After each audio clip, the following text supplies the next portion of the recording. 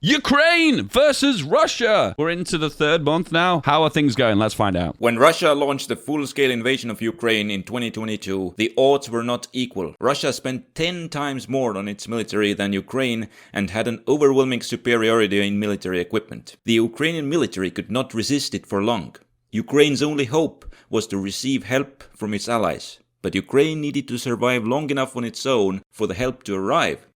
This video will cover how Ukraine was able to hold on. You know what's interesting is how we don't really hear much about Belarus anymore. You know, initially they used their connection to Ukraine to initially try and encircle Kiev to try and get an easy victory and hope the Ukrainian government would surrender. Obviously that didn't work, so that's why they pulled out. But you never really heard anything about Belarus. I'm kind of curious about that, actually. Russia could use its superiority in equipment to quickly encircle and destroy the weaker Ukrainian army by using blitzkrieg tactics. Blitzkrieg? Ukraine hoped to counter this with appropriate tactics. One tactic was to fortify its troops in the cities. This would force the Russians to fight in urban terrain, which is very costly for the attacker. The second tactic was to strongly defend a suitable part of terrain. These defensive advantages would be enough to nullify the Russian superiority in equipment and allow the Ukrainian forces to hold on. Ukraine hoped that these tactics would allow its forces to survive the Russian invasion long enough for its allies to send help. We still don't know many things for sure about the war, and the following is my opinion on how the events unfolded. The invasion was launched from 3 directions. The decisive offensive of the first period of war took place in the north. I think the stupidest thing to do is side with Russia because you have a hatred for NATO. That is the smallest brain take. Listen, you might have a hatred for NATO, but it's 100% of whataboutism if you're using that as an attack on Ukraine. The Russian plan was for the special forces to land near Kyiv and topple Ukraine's government, which was expected to shatter the Ukrainian resistance. The ground forces were to use that and occupy the major cities in the region. But the Special Forces' assault failed. The ground forces moved in, but they were too weak to conquer northeast Ukraine on their own. In the north, the Russians occupied the small undefended cities but failed to capture Chernihiv. On the southern part of the region, the Russians got quickly stuck before Ukrainian defenses in Sumy and other smaller towns. In the center, the Russians secured the city of Konotop under their control and continued forward. They bypassed the town of Nizhin and reached Kyiv's suburb of Brovara.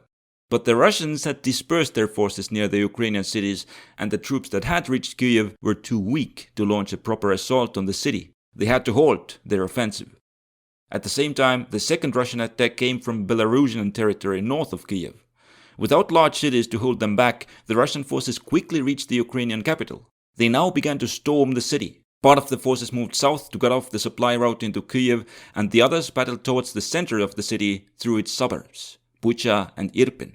But then the tide began to turn.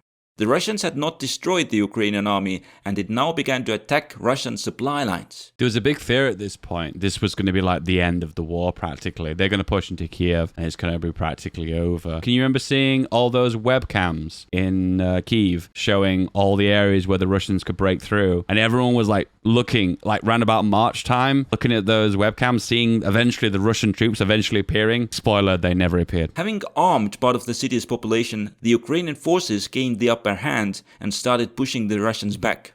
The Russian command realized that the Russian forces in the area were too weak to take Kyiv and lacked forces to even properly maintain their supply lines. The order was given to abandon the campaign and withdraw their forces completely from northern Ukraine. I remember there was a guy in my Discord right at this point where it looked like this army had pushed all the way to this lake area. And then they said, look, they're closing the pocket in the north. Like, literally treating it like it was a Hoi 4 game. When these troops here were super overextended and were probably very, very far away from their supply lines. AKA, no supply depots, my dude. No railways, no supplies. 99% reduction in breakthrough penalty. At the same time, there was fighting in the southern and eastern parts of Ukraine. In eastern Ukraine, there was the industrial region of Donbas.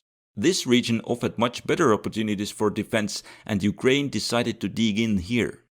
After the fighting in 2014 and 2015, the region was split between Ukrainian-controlled territory and lands controlled by the pro-Russian separatists. Ukraine had built strong fortifications on the line of contact and now made them into a part of the defensive line. In the north, the Ukrainian defenses were set up behind the Siversky Donets River. The defensive line was strengthened by the existence of several cities. When the invasion commenced, the Russian forces occupied the undefended area north of the Ukrainian defensive line. Ah, so that's why they took this area so quickly, because it was undefended. This was technically the fallback line for the Ukrainians, right? They launched an attack against the Ukrainian defenses in the south. This attack was meant to support the Russian advance from the south, where Russia invaded Ukraine from the Crimea. The Ukrainians did not apply their special tactics there. Their forces were deployed near the border and were strongly disorganized during the initial Russian assault, which allowed the Russians to advance without encountering much resistance. In the east, the Russians' goal was to reach the Donbas. After defeating the Ukrainians at the border, they quickly took Melitopol. The Ukrainians were only able to regroup near Orikhiv and Hulyai-Pola, where they stopped the Russian advance. It allowed the Russians to freely advance in the south, where they took Berdyansk and approached Mariupol. It was a strong attack and broke through the Ukrainian field fortifications. With their positions outflanked, the Ukrainian forces took in the defense in the city of Mariupol. The Russians began capturing the city in urban warfare. They had to spend 2.5 months in heavy battles for the city until they managed to take it. How would they replicate that in Hoi 4? That's what I want to know. How would you demonstrate how dirty and slow urban warfare is? In the beginning of the invasion, the Ukrainian forces were shattered by the Russians and had to abandon the Dnieper River line and the city of Kherson to the Russians. But then the Ukrainian forces regrouped in the cities on the southern Bug River. The Russians attempted to take Mykolaiv and cross the river, but they could not take it. They then moved to capture the breach at Voznesensk, but they could not take that city either. Wow, they snaked. Convert to 1 battalion of horse and snake all the way. Ah, so the reason why they couldn't capture the whole of the coast of the Black Sea is because they couldn't cross over these rivers here. They needed these 2 ridges here and rivers to push over here. During February and March, the Russians had stretched their forces out along the whole front. They had made inroads into Ukrainian territory, but failed to encircle and destroy much of the Ukrainian army, which allowed Ukraine to continue the resistance. Now they deployed them in one place. They pulled out their troops from northern Ukraine and stopped the advance in the south. They concentrated only on the Ukrainian-held part of the Donbas, with the goal of encircling the Ukrainian forces. This is where the Russian plans have gone really wrong. Nothing about warfare, nothing about leadership, nothing about politics in any way, nothing about who sides with the West or the East. The area where the Russians have gone wrong here is they initially trying to encircle Kiev for the sole reason that they thought that the Ukrainian government would just full out surrender and give up. They get really close to Kiev, that doesn't happen. They pull out there. Then they've gone for the second part of the plan here, try and take all of the Donbass. Now they've secured all the Donbass now. Sorry, spoiler again. Where did they go from here? The way the Ukrainian president is speaking, he ain't going to give up. He isn't going to give concessions to the Russians. They basically entered into a war, hoping for a quick victory, quick expansion, and they've ended up in a situation for a long toll war. And to be honest with you, a long toll war favors Ukraine because there's like flooding, advanced weapons flooding into Ukraine now from Europe and NATO, isn't there? That their defenses on the Siversky Donets River and their field fortifications would be strong enough to prevent Russians from breaking through. In the south, the Ukrainian fortifications were weaker, but for reasons that are not fully clear, Russia did not choose to launch major attacks there. In order to cut off the Ukrainian forces, Russia needed to cover 160 kilometers. The main attack would be launched from the north. The town of Izium was just in the way of the Russian forces. The Russians assaulted it, but the Ukrainians were able to hold on for the whole month of March. The time the Russians had spent on taking Izium gave the Ukrainians the time to understand the Russian plan and prepare a strong defense. The Russians ran into heavy resistance and during the month of April could only cover very little ground.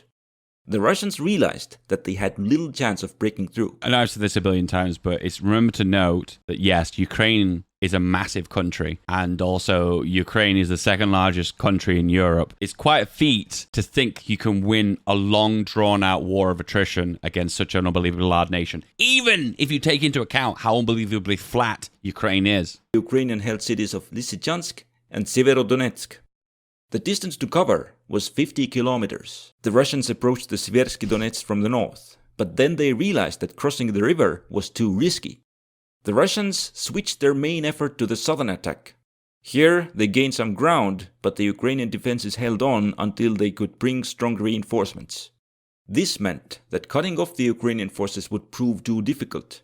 The Russians then decided for an even simpler goal. They decided to approach the two cities from the south and encircle them that way. During the month of June, they took this territory and Ukraine had to pull its forces out to avoid encirclement and Russia gained control over the cities. By holding out, Ukraine has been able to receive help from its allies, which has made the Ukrainian defense more successful. During the first month, Ukraine received a lot of anti-tank weapons, which has lessened the advantage of Russian tank forces. The Allies have also replenished Ukraine's stocks of artillery ammunition, which has allowed it to continue the struggle. The arrival of American anti-ship missiles has lessened the role of the Russian fleet, and the long-range artillery has helped Ukraine in general by limiting Russian supply flow.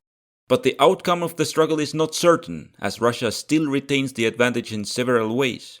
Ukraine has done everything it can do on its part by holding out, but the rest is dependent on its allies and how much help they are willing and able to give. Ukraine, Russia, who will win? Comment below. Don't forget to like and subscribe. I love you. Bye-bye. You think this video was good? Well, this one is the final form. Click it